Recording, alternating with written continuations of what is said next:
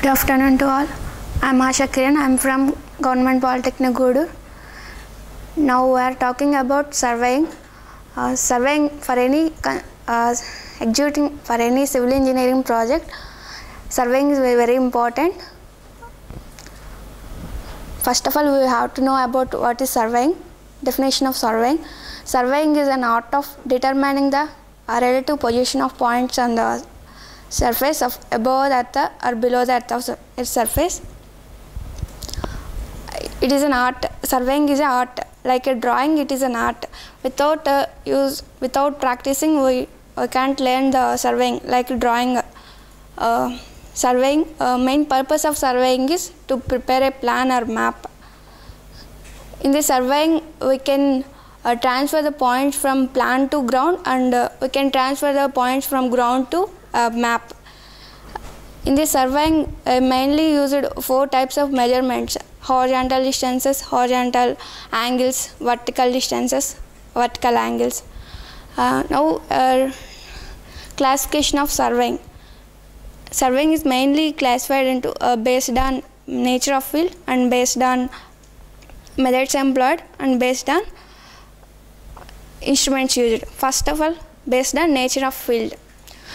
In this, in what field we are doing surveying? In this, surveying is classified into 3 types: land surveying, hydrographic surveying, and astronomical surveying. In land surveying, surveying is done.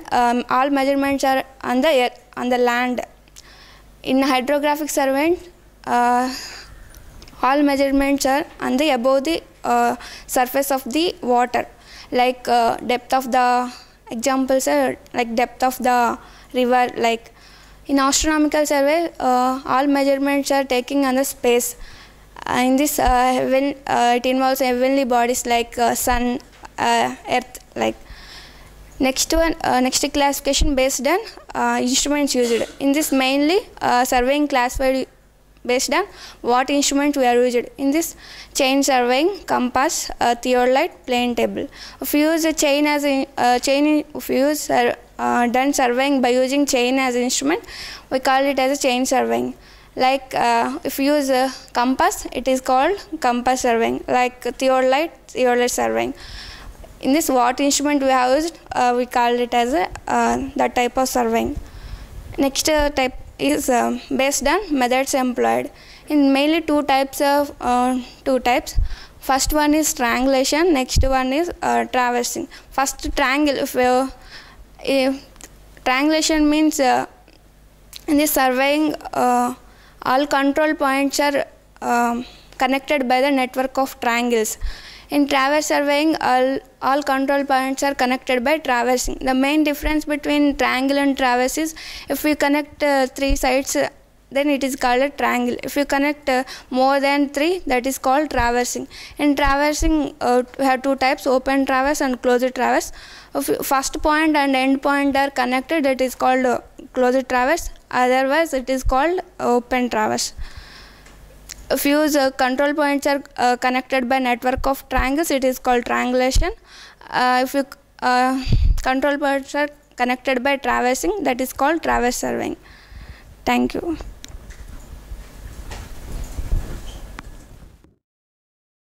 Good afternoon, everybody. My name is C.V. Ramamurthy, Senior Lecturer in Civil Engineering, Government Polytechnic, Visakhapatnam.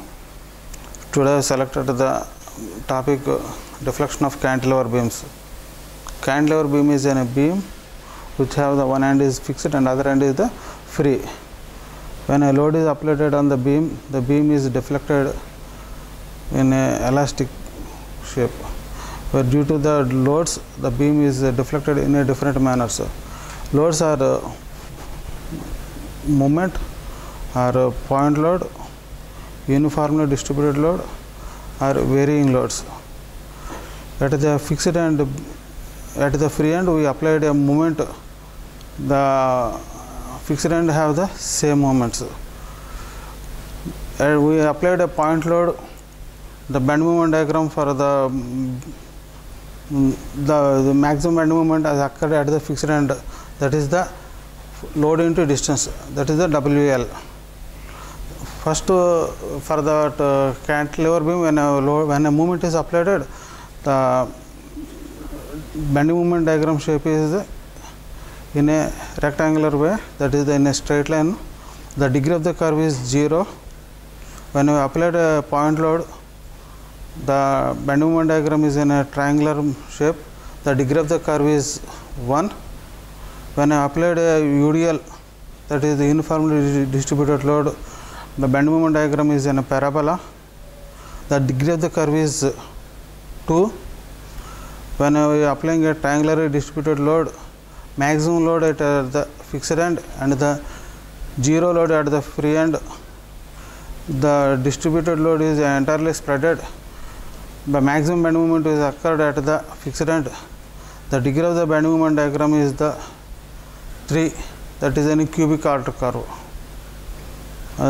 The deflections, we want to find the deflections and slopes at the free end in a easy manner.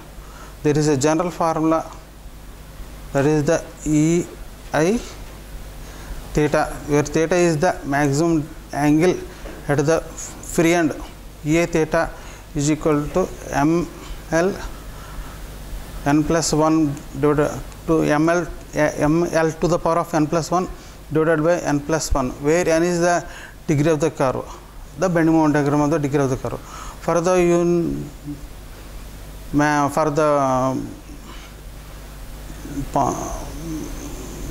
moment, the degree of the curve is 0. For the point load, the degree of the curve is 1. For the uniformly distributed load, the degree of the curve is 2. For the varying loads, triangularly distributed, the degree of the curve is 3. We can easily generalize the EI theta is equal to ML L to the power of n plus 1 by n plus 2, where n is the degree of the curve. For the deflection at the free end, maximum deflection, EA delta is equal to ML to the power of n plus 2 by n plus 3, where n is the degree of the curve. For this, in the general formula, M is the maximum bending moment occurred at the fixed end. For the cantilever beam with a movement at the free end, the maximum bending moment is same, M.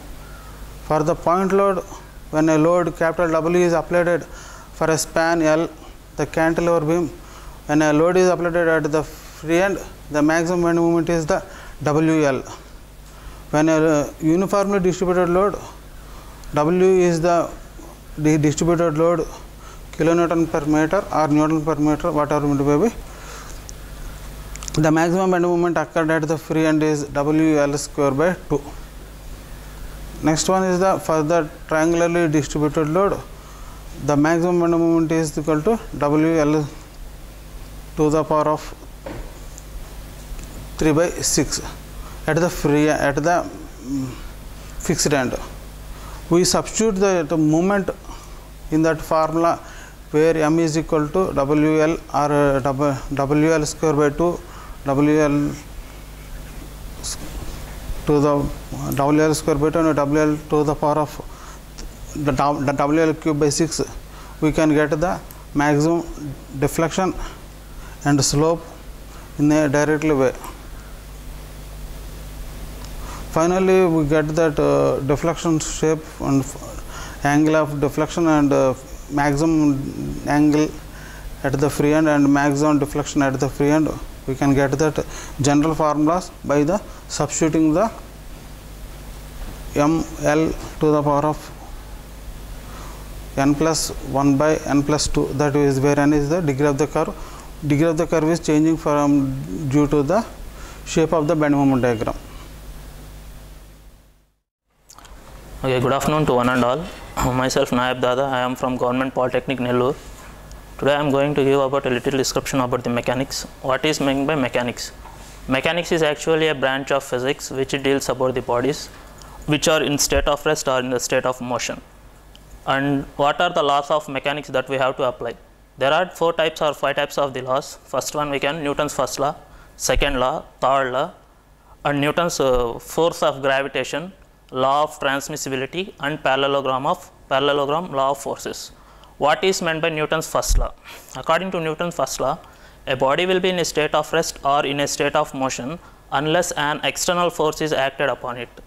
Now, what is meant by Newton's second law? According to Newton's second law, it is mentioned that it is a rate of change of momentum is equals to the external force acting on it and will continue in the same direction the force is acting. And coming to Newton's third law, the force is equal and opposite direction. The force acts equal in opposite direction. And coming to Newton's law of gravitation, the two bodies has an equal attraction is directly proportional to the masses and inversely proportional to square of the distance between them. Coming to law of transmissibility, without changing the force of direction, we can replace the force without changing the direction, so that there will not be any change in the external force. Now, coming to law of parallelogram, law of forces, when two sides of a parallelogram are represented by the two sides of a parallelogram, the resultant is represented by the diagonal of a parallelogram. These and the application of these laws to the mechanics is known as engineering mechanics. What is meant by how the engineering mechanics has been classified? Engineering mechanics has been classified into mechanics of solids, mechanics of fluids. Coming to mechanics of solids, this is again classified into two types. One is mechanics of rigid bodies, mechanics of deformed bodies. In mechanics of rigid bodies, again it has been classified into two types. One is statics, other is dynamics. In dynamics, it is again classified into kinematics and kinetics. Coming to kinematics, it is just nothing but explaining about the state of motion of a body without considering the external force acting on it. But coming to kinetics, it is a state of motion of a body with considering the forces acting on the body. In short, we can mention mechanics is a very important part in your life, and we are applying in day-to-day life the mechanics. Thank you, one and all. Good afternoon, everyone. This is Indu from GPW Warangal, and I need to give seminar or lecture on bricks, about bricks. Bricks is prepared by molding clay, and it is allowed to dry, and then it is burnt at high temperature. And there are two types of bricks. And then properties of bricks. Coming to the properties of bricks, first physical properties and chemical properties and laboratory tests. First we have to identify the physical properties of bricks. When there is no need to, or there is no facility to check or test laboratory tests. Then first coming to first we have to see color. The color of the brick is reddish brown. So we have to check the color of the brick is reddish brown or not. Then water absorption capacity. Pick a brick randomly and immerse in bucket of water, then allow 30 seconds or 40 seconds, then pick up and absorb the water absorption capacity. If the brick is absorb more water, that means there are more voids, then it is not useful or it is not better to construction. Then next one, observe the shape of the bricks. The shape of the bricks at sharp edges or not. If the shape of the bricks at sharp edges, then it is good brick and then it is used for construction. If it is not, then it is not used for construction purpose. Then next one, sound.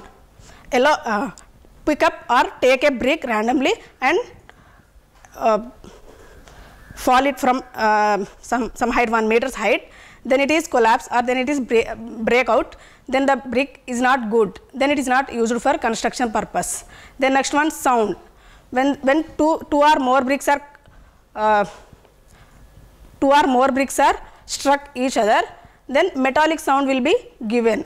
If it is not, then it is not good bricks. So these are the physical properties of bricks.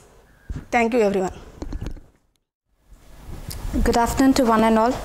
I am K. Achyuta Satya, coming from Government Polytechnic for Women, Kakinada. Today I would like to give a brief description about the different types of construction materials that are used in our day-to-day construction field. The first main material that is used in a construction was stone in the ancient days. Stone is used as a load-bearing structure to transfer the load from the slab onto the wall and to the foundation.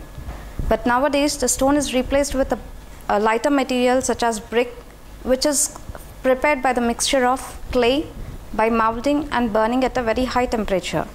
Now bricks are used in the construction of each and every building or every structure. You can construct as many stories of structures using brick rather than a stone. Bricks can be used as two types of construction, either as a load-bearing structure or as a partition walls. In case of load-bearing structure, the loads are transferred from the slab to the beam and from the beam to the wall and from the wall to the foundation.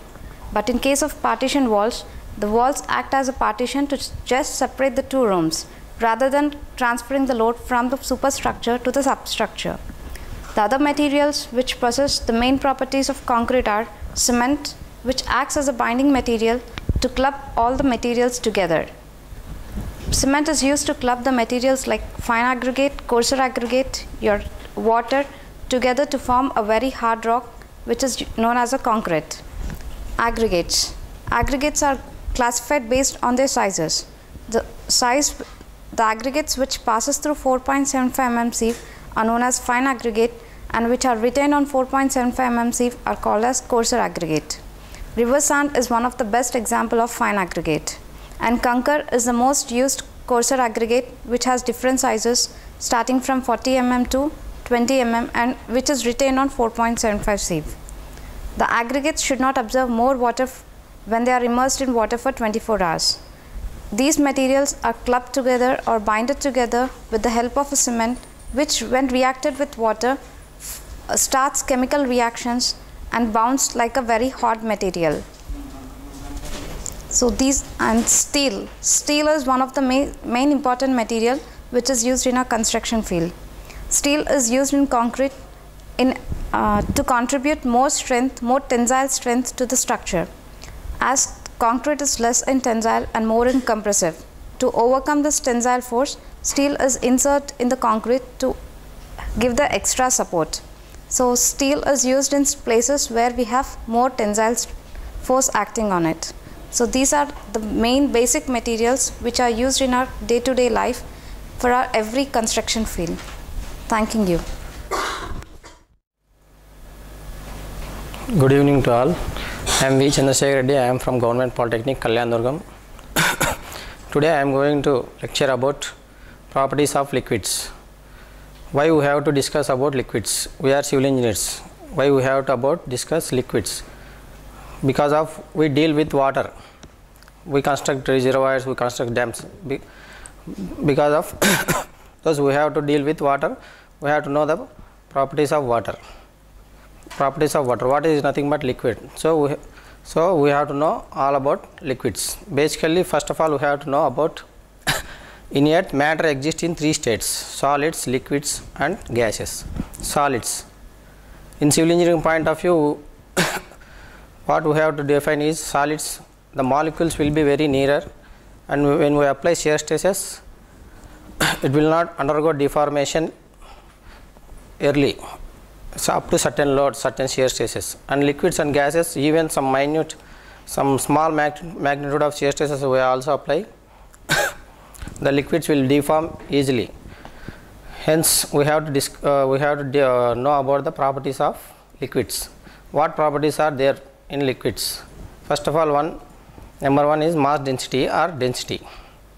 Density is nothing but is defined as the mass per unit volume. Here we take unit volume as 1 meter cube. Unit volume as 1 meter cube. For water, mass density is 1000 kg per meter cube. Mass density has a symbol, has given a symbol rho. Water has 1000 kg per meter cube has mass density. And next one, second one, specific weight. Specific weight of water is defined as the weight per unit volume. Weight is the force applied on a body through gravity. So weight per value, here also value 1 meter cube. Here we take weight in force. Force is nothing but newtons. So this units, specific weight units are Newton per meter cube. For standard fluid, we deal with water now. We have to know about all the properties of water. Specific weight of water is 9.81 kilonewton per meter cube. How it will comes means mass and specific weight has a relationship. W is equal to mass into specific gravity. Next, specific gravity. Next property is specific gravity. Specific gravity is defined as the specific weight of a fluid, ratio between the specific weight of a fluid to the specific weight of a standard fluid. Here we take standard fluid is water at 4 degrees centigrade, and for gases we take air or hydrogen. Specific weight of water is 1. Based on that, other liquids also we will relate, because of this is also called as relative density. Next one is specific volume. Specific volume is the reversal of specific weight or mass density. Specific weight or mass density, it is highly useful in gases, because of gases will expand any volume or contract to any small volume. Next one is viscosity. Viscosity is the most important property. Viscosity is when we apply shear stress, it will deform. Liquids will deform. When some liquids have slowly deform, some liquids are fastly deform. Because this deformation is variation is because of viscosity of the viscosity property of the liquids. Next one, capillarity. Capillarity is due to the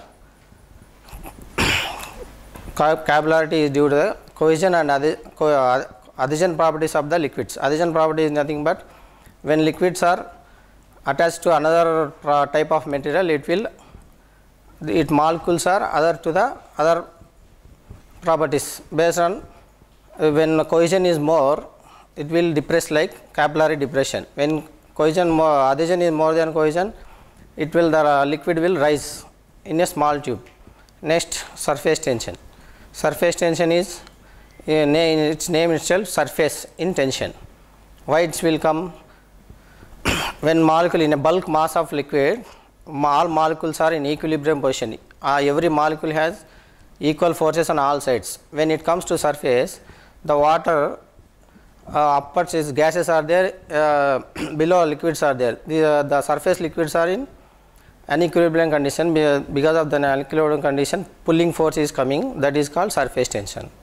These are the properties of the liquids. Thank you. Good afternoon, everyone. I am Preeti. I am working in Government Polytechnic, Vikarabad. Today, I would like to discuss about water treatment process. Okay. Now, as we all know that how important is the water, and that water has to be treated for drinking purposes. Okay. And what do you mean by water purification or water treatment? Water purification is nothing but the removal of impurities from water so as to produce the potable water which is used for drinking purposes. And the different stages that are involved in treatment of water is, first stage that we go is screening. Okay, first screening is nothing but it removes, in screening we remove all the suspended particles which is present in the water. Okay, in screening also we have different stages. That is, first we'll allow the water to pass through in a grit chambers. Where in grit chambers, first of all, we'll provide a mesh over in front of a tank so that the water will pass the water to allow into the tank. There it will retain all the debris or floated materials or dead bodies, everything, all the suspended particles, it retained in front of grit chambers. Next, we'll allow that water into the skimming tank. There we'll mix the water for certain period. What will happen is in that the lather or foam will form and we'll skim off that oils and greases in a skimming tank. Okay. Next stage of the treatment plant is sedimentation. In sedimentation, in first stage we'll remove all the suspended particles. Next, in second stage, we will remove the dissolved particles which is present in the water. To remove the dissolved particles in water, we'll add coagulants like alum. Okay, that adding a coagulants is nothing but a coagulation process. Okay, after adding coagulants, what will happen is the dissolved particles form a sticky nature and form into a bigger particles called floc. Okay, this process is known as flocculation. Okay, after flocculation, we'll allow that water into a sedimentation tank and we'll wait for some time so that the bigger particles, due to its weight, it will settle down at the bottom. Okay, that process is known as a sedimentation tank. After sedimentation, we will allow that water into a filtration process. Filtration, we have two types of filters, that is rapid sand filters and slow sand filters. Okay. Now after infiltration, we will allow the water to into the filter. Okay, and whatever the suspended particles or flocks, which is smaller flocks is there, that will retain in a filter bed, and a clear water which comes out from the filter beds. Okay, after filtration, the water is clean, but still some bacteria which is present in the still some bacteria is present in the water. To remove that bacteria, we'll add some disinfectants. This adding a disinfectants like chlorine and all, some small amount of chlorine dosage we'll add into a water, so that the bacteria which is present in the water, it gets killed and we'll get a pure water. After disinfection, we'll allow the water for aeration. So that during aeration, what will happen is it will transfer the oxygens or carbon dioxide which is present from it will transfer to the water or from the water to the atmosphere. Okay, then after these stages, that water is pure and it is ready to consume. Okay, that this entire process we call it as a water treatment stages. Thank you. Good afternoon to one and all. This is Tejashvi from Government Polytechnic for Women, lecturer in Civil Engineering. Today I would like to discuss about reinforced concrete structures. So reinforced concrete structure is a wide subject which deals with various designs. So when we come across reinforced concrete structure design, we come across three methods: working stress method, ultimate load method, and limit state method. And IS 456-2000 recommends limit state method of designing of the structures. So limit state is a stage where one structure or any type of structure is unfit for use. So we take that worst conditions and unfit conditions to design a structure, ensuring that the structure will not reach that stage during its lifetime period. So limit state has two types of designs: limit state of collapse and limit state of serviceability. So in limit state of collapse, we ensure that the structure has resistance against flexure, torsion, shear and compression. So first we deal with limit state of collapse flexure. Flexure is nothing but bending. So in limit state of collapse flexure, we make some assumptions before we go to the design. So why we have to take some assumptions means, so before we go through any experiment or when we want to derive a new formula or new equation, we make certain assumptions to proceed further. So in the same way, for limit state of collapse flexure, we make some assumptions. So in that, the first assumption is the plane sections normal to the axis remains plane even after bending, and the maximum strain of concrete is taken as 0.0035, and tensile strength of the concrete is ignored, because this is the basic assumption where our RC designs will start. When we come to the stress block diagram, so we can take any shape of the stress block diagram. It may be a rectangular or parabolic or combination of both. It purely depends upon the test results and the failure load when the particular structure will fail. So in this condition, if we consider the stress strain diagram of a concrete, we have three graphs. One graph represents the experimental results, so which we get the compressive strength of the concrete for 28 days of curing. So when coming to the practicality situation, there will be a size factor. So cube will be different from the actual structure. So we take 67% of the compressive strength of the cube. So in limit state design, we take the design strength. So we divide the compressive strength with the partial safety factor. So the partial safety factor for concrete is 1.5. So when we divide 0.67% of the compressive strength with the partial safety factor, we get 45% of the cube strength. So in the similar way, we have two strain values, that is 0.002 and 0.0035. So why we consider these two strain values is, when we observe the graph at a particular strain of 0.002, the graph shape of the graph changes from parabolic to constant. Means beyond that strain, there is no change in stress, and ultimately at 0.005, it is the maximum strain in concrete. So at that particular point, the concrete fails. So we take the two values of the strain into consideration. And similarly, the strain of the steel must be less than 0.002 plus Fy by 1.15 ES. And when we, depending upon the grade of the steel we use, the stress diagram changes. So these are the basic assumptions what we consider in limit state of collapse flexure. And there is two different partial safety factors for steel and concrete. Why we use lesser percentage for steel and more percentage for concrete is that steel is manufactured in controlled conditions and it is a factory output. So the percentage of error will be less. And when we come to the concrete, it is mixed at site and there may be manual errors or machine errors or compaction errors. Due to that case, we consider more partial safety factor. Thank you. Good evening to all of you and my co-contestants and co-trainees. Myself is K. Samsarao from GPT Madira. Today I just share with you about the simply supported two-way slab. There is nothing but a two-way slab. It is a spanning in two-way. That means it can bend in two directions, like it can bend in dish in two directions. That means in one way means it can bend in one direction only, and two way means it can be bent in two directions. That intentionally means that the position of the reinforcement, in what direction we have to keep, it indicates. So one way means it can be in one direction and two way means it can be in both the x and y directions. We have to put main reinforcement. For this purpose, the types of slabs has been as per the spanning, there is designing based upon the Johnson's yield line method, and based on Westergaard methods also it has been preferred, but code has suggested that Johnson yield line method is best method for the coefficients of bending moments. For the two-way slab, especially for the simply supported, the code recommends D-2 as per the types of bending moment, how to you have to calculate alpha x and alpha y coefficients.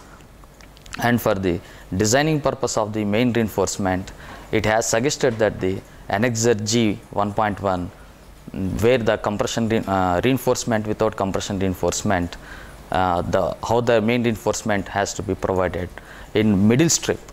The both has been designed for the middle strip, which is the area of the Lx by 4, 3Lx by 4 up and 3Ly by 4, the spanning of the middle strip. And for the edge strip, the reinforcement has been designed from the 26.5.2.1, which shows that for the HYSD steel bars, it can be 0.12% of the gross cross-sectional area. And for the deflection control of point of view, it can take 24.1, suggests that as for the HYSD factor, you should adopt to 0.8 whatever the factors. However, the slabs has not been briefly explained in the code.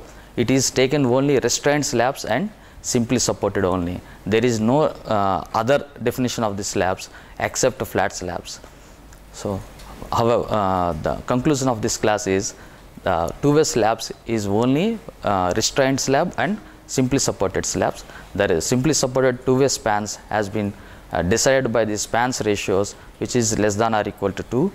And further, it has been designed from the basics of D-2 and G 1.1.1, and it can be cross-checked by the deflection control. Thank you. Good evening to all. My name is Jeevan Kumar Reddy. I am coming from KDR GPT Vanaparthi. Today I am discussing about pre-stressed concrete. Generally, we think the pre-stressed concrete is a new type of concrete, but it is not so. It is a different form of reinforced concrete. So we all civil engineers know about reinforced concrete very well. It's just a combination of concrete and steel. Coming to pre-stressed concrete, it's a different mode of using the steel and concrete to get the loads, to overcome the deflections or loads or whatever may be. So when we are discussing about the pre-stressed concrete, we need to compare with reinforced concrete. In case of reinforced concrete, we use the steel and concrete and place them and cure, and then they are ready for structure. In case of pre-stressed concrete, we are pre-stressing the concrete by means of steel. in this case we are generally using two methods. Those are pre-tension pre-stressed concrete and post-tension pre-stressed concrete, and out of those those two are famous. And other than those two, we have several methods like linear pre-stressing, circular pre-stressing, hoop pre-stressing, several methods we have. And in case of pre-stressed pre-tension pre-stressed concrete, we pre-stress the concrete by means of pre-stressing the tension. In this method, we generally pre-stress tension in steel, and then we lay the concrete, and then we pre-stress the concrete by means of steel. And other one is post-tension pre-stressed concrete. In this method, we initially lay the steel and then concrete, and after that we will tension in steel in post time. We have several advantages of pre-stressed concrete, like we can have long span to depth ratio, and we can use the effectively concrete and steel to maximum extent. And other than advantages, we have some limitations, like it is little costlier when compared to RC structures, and we need skilled laborers to form the pre-stressed concrete structures. Thank you. Good evening, one and all. I am Mr. Sarvesh, working as a lecturer in Civil Engineering Department, GMR Polytechnic, Bhadrachalam. And today I am going to discuss a small topic on classification of soils. So I am not going to discuss throughout classification, but I would like to explain how the soils has been classified based upon the Indian standard as per the code 1498. So as per the code, the soils are classified mainly into three groups. One is coarse grained soils, fine grained soils, and organic soils. The coarse grained soils are classified depends upon the gradation and size of the particles, and if the particles are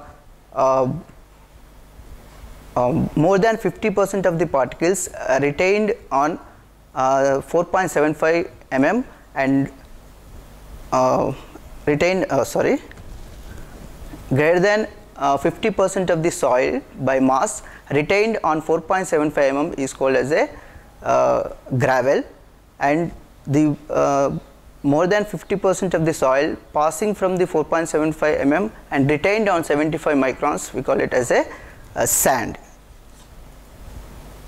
If the more than 50% of the soil passes from the 75 microns, we call it as a fine grained soils. The coarse grained soils again classified into two groups. One is gravel and sand. If the particles more than 50% is retained on 4.75 mm, we call it as a gravel, and if the particles more than 50% of the soil passes from 4.75 mm and retained on 75 microns, we call it as a sand. The fine grained soils are classified based upon the plasticity chart, and based upon the percentage of the particles and based upon the gradation curve, the gravels and further divided into 8 groups, and sand, gravel and sand further divided into 8 groups, and fine grained soils are further divided into 9 groups, and they have to given some symbols based upon the percentage of the particles present in the soil and based upon the plasticity chart. If the percentage of the if the particles more than 50% of the particles retained on 4.75 mm and the fines are less than 5%, we call it as a purely gravel soil, and the gravel soil further classified based upon the gradation curve, whether it is a well graded gravel or poorly graded gravel. And sand is further divided into further classified into well graded sand and poorly graded sand, and the fine grained soils are classified based upon the liquid limit and plasticity index and based upon the plasticity chart. If and it is divided into depends upon the plasticity liquid limit, the fine grained soils are divided into low plasticity soils, medium plasticity and high plasticity soil. If the liquid limit is less than 35%, we call it as the low plasticity soils, and if it is between 35% to 50%, we call it as a medium plastic soils, and if it is greater than 50%, we call it as a high plasticity soils. In fine grained soils, again it is further divided into silt and clay, and depends upon the plasticity chart. Above A line we classified as a clay, and below A line we classified as a silt, and depends upon the A line plasticity index and depends upon the laboratory plasticity index, you can classify whether it is a above A line or below A line. So, like that you can classify the soils as per the Indian standard. Thank you. Good evening one and all. My name is Viplava. I am working as civil engineering lecturer in Government Polytechnic Korutla, and today I am talking about the topic foundations, and in that foundations are divided into shallow and deep foundations. Mainly I am talking about deep foundations. In that we are discussing about the pile foundations. Pile foundations are used for carrying the load from the superstructure to the substructure. It is used as the medium.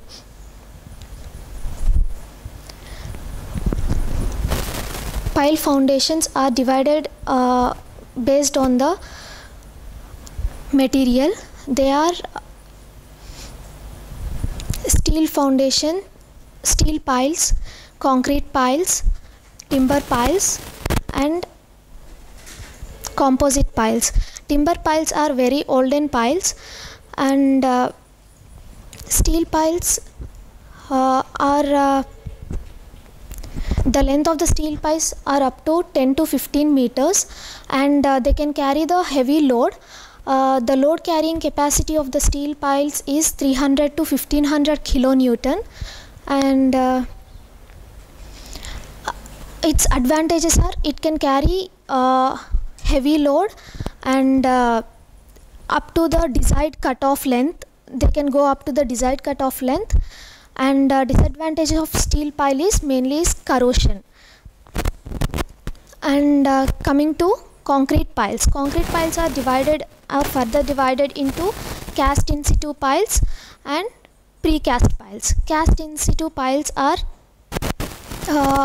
we have to dig a borehole, and then we have to lay the foundation in that borehole by placing the like a column. It's the same like a column, and its load bearing capacity is less compared to the steel piles. It's up to 200 to 500 kilonewton, and the precast piles are those piles which are the steel is kept in the tension above the surface, and concrete is laid on that. After the casting of the pile, we have to dig a borehole, and we have to place the pile directly by using the heavy machinery. And this load bearing capacity of the precast pile is heavy, that is up to 500 to 7500 kilonewton. So concrete piles have more advantages than the steel piles. They can bear the load heavily, and they can construct easily, and it is a good medium between the superstructure is however concrete structure, reinforced concrete structure, and it can combine with the concrete piles easily. And its main disadvantage is transportation. Transportation is difficult, and piles are divided into based upon the nature.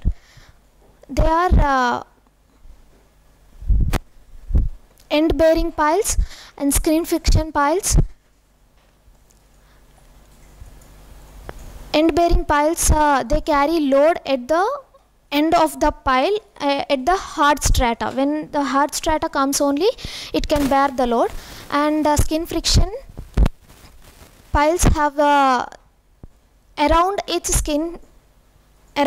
outer diameter of the pile, and it can be used in the soft soils. Thanking you.